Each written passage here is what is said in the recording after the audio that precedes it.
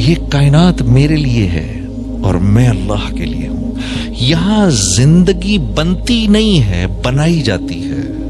اللہ بناتے ہیں زندگی، جس کو ہم حیات طیبہ کہتے ہیں. جب چھوٹے ہوتے ہو تو تم سارا وقت کھیل کود میں لگے رہتے ہو. ہاں، وزینۃ وتفاخر. اور جب ذرا سے بڑے ہوتے ہو، ہاں، پھر لوگوں کو دکھاتے ہو، اپنی زینت دکھاتے ہو. ہاں جی، یہ دیکھو جی میری گاڑی دیکھو، میرا گھر دیکھو.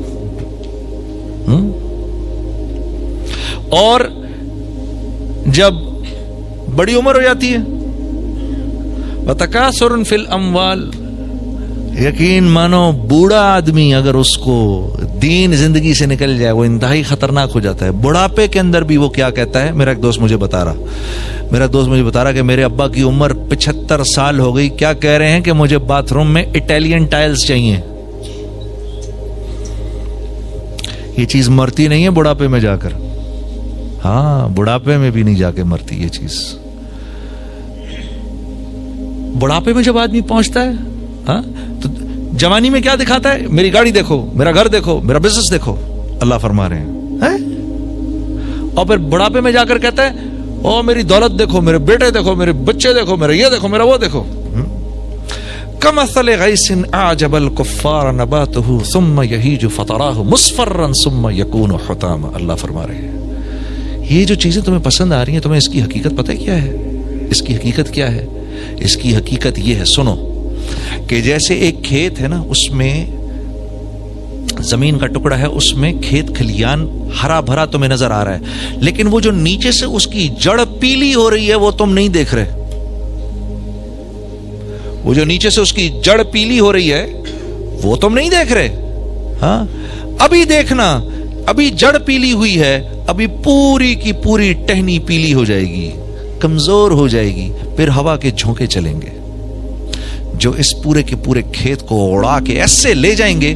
زمین ایسے سپاٹ ہو جائے گی جیسے بیج بونے سے پہلے تھی. یہ حقیقت ہے تیری اس دنیا کی جس پر تو فخر کر رہا ہے. تو اب میں کیا کروں یا اللہ؟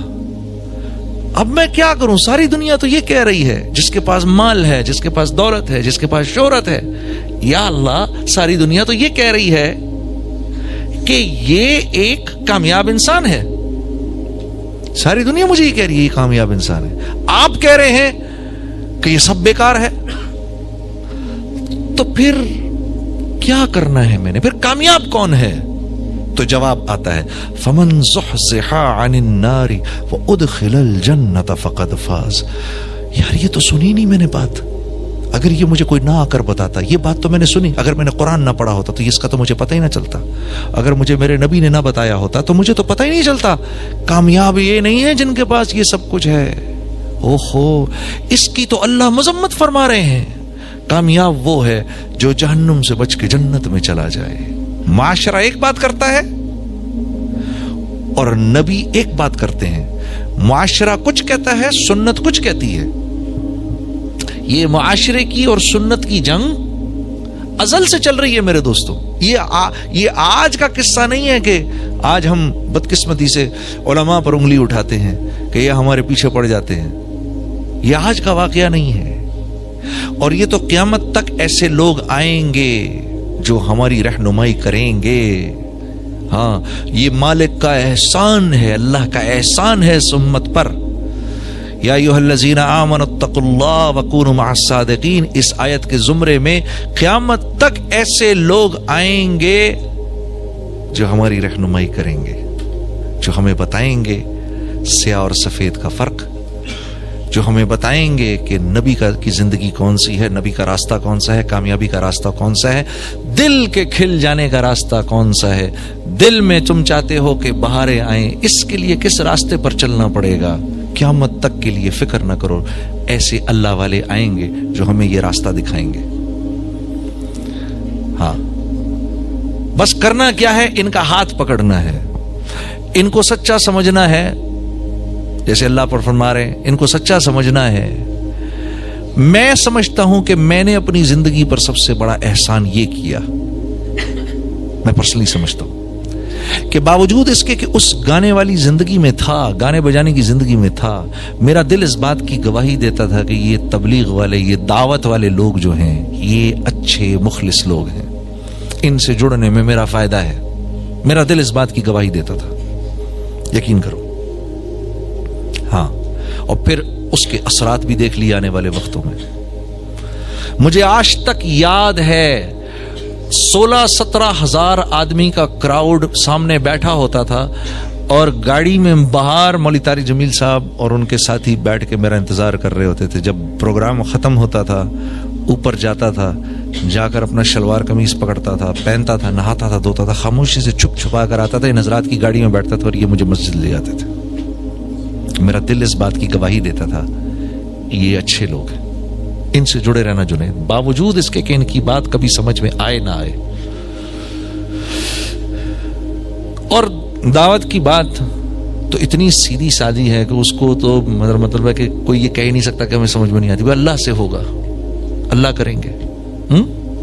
یہ ہاں سمجھ میں تو آتی ہے، دل نہیں مانتا، یہ ایک دوسری بات ہے.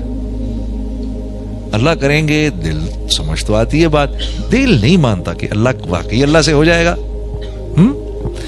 رائمنڈ پہنچا، پہلا سبق سیکھا، پہلا سبق سنا، اور سنتے ہی میں نے کہا نہیں نہیں نہیں نہیں، یہ میں کس جگہ آ گیا، مجھے نکالو یہاں سے، مجھے ادھر سے نکالو. پہلا سبق رائمنڈ پہنچتے جو سنا.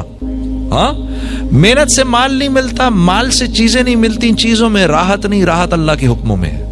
پہلا سبق جو رائمنڈ میں سنا، اور سنتے ہی دماغ نے فوراً انکار کر دیا.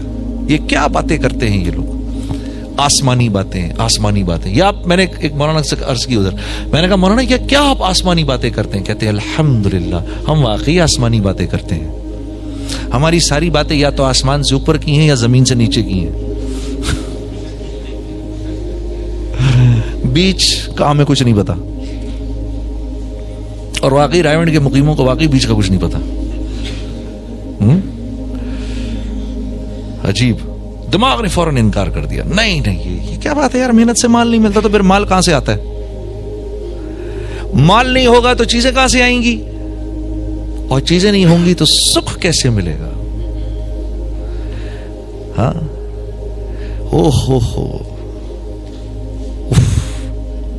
یہ تو اتنا بولنا پڑے گا، اتنا بولنا پڑے گا وظیفے کی طرح، جیسے اللہ اللہ اللہ اللہ بولتے ایسے بولنا پڑے گا. اب میرا ایک دوست، میں نے اپنے ایک دوست کو دیکھا ذکر کر رہا، وہ ذرا سی اونچی آواز میں ذکر کر رہا، تو اب اگر کوئی کر رہا ہے سبحان اللہ الحمدللہ، تو سمجھ تو آ رہی ہے نا کیا آپ ذکر کر رہا ہے، یا اللہم صلی اللہ علیہ وسلم، سمجھ میں آ رہی ہے کیا ذکر کر رہا ہے، استغفر اللہ العظیم العظیم، سمجھ میں آ رہا ہے کیا؟ اب وہ ذکر کر رہا، اب اس کا ذکر یہ چل رہا.